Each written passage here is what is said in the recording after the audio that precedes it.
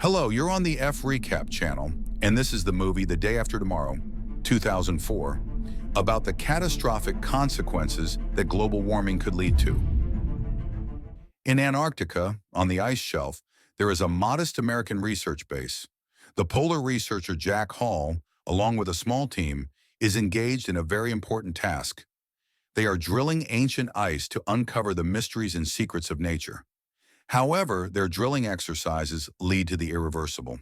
The ice shelf develops a multi-kilometer crack right across the base. The scientists come to the conclusion that global warming has caused the ice cap at the South Pole to melt.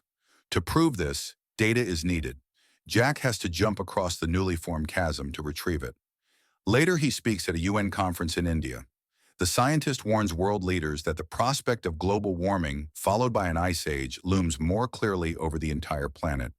The leaders are not impressed by the vague warning without specific dates and consequences. The economy, which could collapse right here and now, is far more important. However, after the speech, Jack meets Professor Terry Rapson, head of a laboratory in Scotland, who is also studying the problem of global warming. Meanwhile, the weather slowly begins to deteriorate. First, it's seen as wet snow in the capital of India, an unusual phenomenon for the region, to say the least. In Tokyo, massive hailstones fall from the sky. Climate sensors detect a sharp and significant drop in temperature, first near Antarctica, and then in various locations in the world's oceans where warm currents flow. The data is sent to Professor Rapson's laboratory, and upon returning from Delhi to Washington, Jack Hall learns that his son Sam managed to fail a math exam. Despite being a top student who can solve problems mentally, with teachers nitpicking that he didn't write out the solutions. Jack's ex-wife asked the scientist to take Sam to the airport the next morning. He has a quiz in New York, and it wouldn't hurt for him to spend some time with his father, who's constantly away on expeditions. Jack agrees but ends up running late. Overworked, he practically drags his son away from the taxi driver. Sam's plane flies into a massive storm cloud, leading to turbulence. Meanwhile, astronauts aboard the space station observe huge cyclones forming in Earth's atmosphere. Nevertheless, Sam and his classmates successfully arrive in New York, where the streets are clogged with traffic. As they walk on foot, Sam notices large flocks of birds migrating away from the city.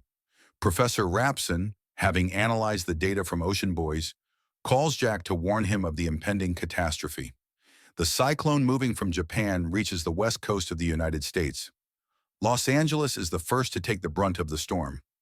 Several phenomenally fast-forming tornadoes merge into a giant super tornado, which nearly wipes out the city's downtown. Brave reporters provide live coverage from the scene, often paying with their lives. From helicopters, it's clear how the tornado crumples the iconic Hollywood sign and leaves behind a trail of destruction. The scientists in Washington hold an emergency conference. The participants are aware that there are 3 epicenters of anomalous natural phenomena worldwide: an Arctic cyclone over Canada, an area of phenomenally low pressure detected in Siberia, and a record-breaking typhoon hitting Australia. The scientists believe these events may be interconnected, but until now, the only force capable of having such a global and diverse impact on the weather was considered to be the sun. However, no solar flares have been recorded. Jack Hall suggests that the North Atlantic current might be the cause of the anomalies. Given Professor Rapson's data, this is the only logical assumption. The displacement of the ocean current is disrupting the flow of cold and warm air, which means the anomalies will continue, intensifying and worsening, leading to a global climate change. Sam and his school team successfully compete in the quiz tournament. Due to the weather, all flights are canceled. The kids plan to return home by train, which Sam informs his father about over the phone. However, getting around the city is difficult due to traffic jams and the torrential rain. New York's streets are flooded, and the sewage system is overwhelmed. The kids will have to spend the night at a friend's place. Jack's team runs simulations of the further development of the situation, and the results are extremely grim. The climate will change drastically within the next 6 to 8 weeks. Armed with the new data, Jack approaches the vice president, hoping to convince him to initiate a mass evacuation of citizens. But the politician refuses to listen. A cold cyclone forms over Europe, particularly over Britain. The military evacuates residents and the royal family. Three Air Force helicopters fly into the center of the cyclone, which results in catastrophic consequences. Due to the extremely low temperatures, the fuel freezes, causing the helicopters to crash, and those who survive the rough landing freeze to death.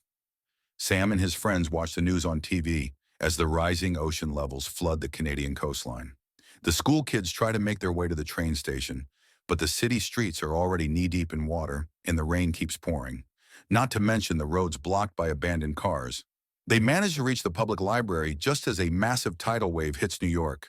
The wave first engulfs Liberty Island along with the statue, and then the entire city. The teens managed to take shelter on the upper floors of the library, along with a few other lucky people who were nearby and made it in time. Jack and his team analyzed the new data and realized they had been wrong in their forecasts. There wouldn't be any 8 weeks. In the next 24 hours, 3 superstorms with extremely low temperatures would sweep across the planet, drastically changing the climate.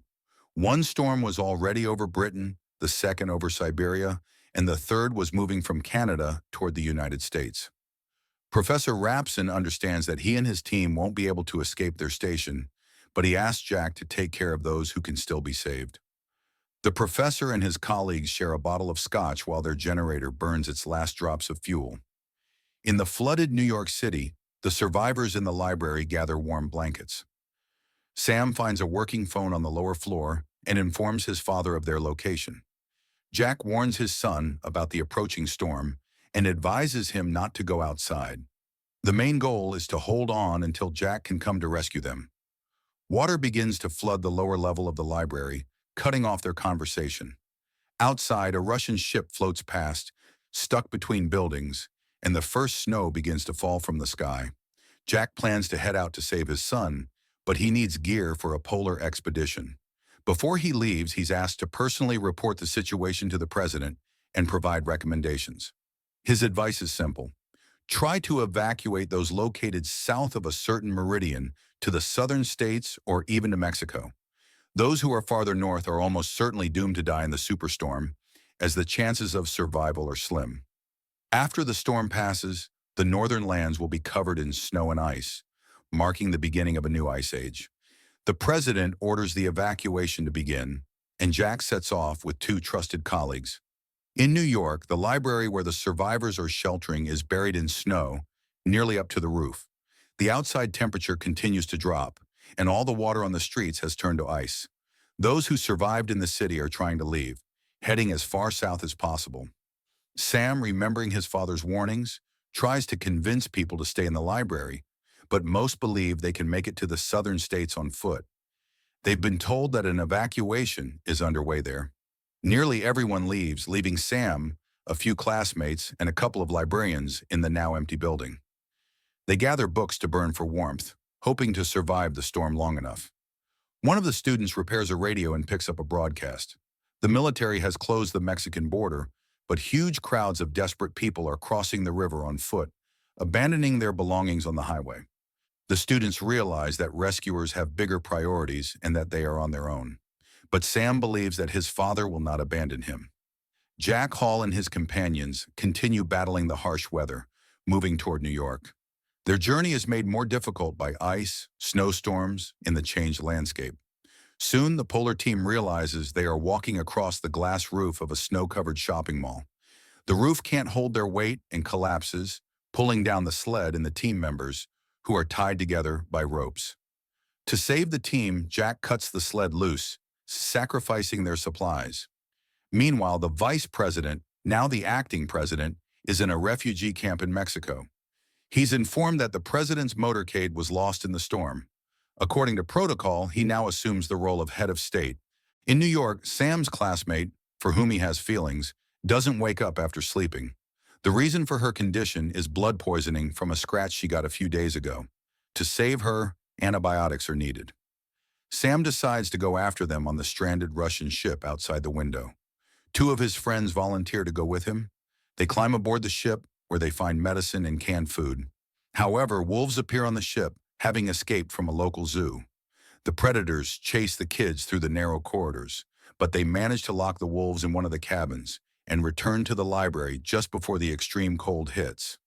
Jack Hall and his companions struggle through the storm as the center of the superstorm approaches.